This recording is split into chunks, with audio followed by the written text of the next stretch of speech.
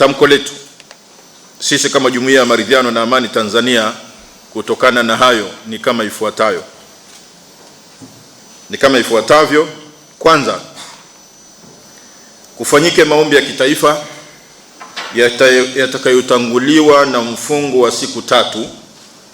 Maombi yawe ya kina kwa watu wa imani na madhehebu mbalimbali, kumuomba Mwenyezi Mungu msamaha na toba ya kweli, na kumuomba Mungu roho ya kutoa msamaha tulipokosewa na wenzetu. Maombi yaratibiwe na kufanyika kitaifa, na pia kwa sababu JMAT ipo vizuri mikoani na wilayani, maombi pia yafanyike katika maeneo mbalimbali kwa mikoa yote na wilaya zote kwa namna moja, na siku moja nchi nzima Mwenyezi Mungu atatenda na kuliponya taifa letu. Pili, kuchunguza kisa na mkasa, sababu hasa katika kweli ya Mungu zilizosababisha kutokea kadhia ile, kujua tatizo ni nini. Kujua tatizo ni nusu ya kulitatua. Jambo jema kuhusu hili ni kwamba Mheshimiwa Rais Daktari Samia Suluhu Hassan tayari ameunda tume ya kufuatilia na kuchunguza kadhia hiyo.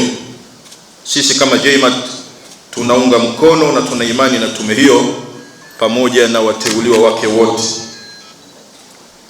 Tatu, kufanya maridhiano ya kisiasa kwa Rais wa Jamhuri ya Muungano wa Tanzania na serikali yake, kukaa na viongozi wa vyama vya siasa pamoja na uwakilishi wa viongozi wa dini wanaoaminika, kutengeneza fikra njema, huru na misimamo thabiti ili kuunda mwanzo mpya wa kuimarisha mifumo ya kusaidia kuongoza nchi kwa kuaminiwa na wote.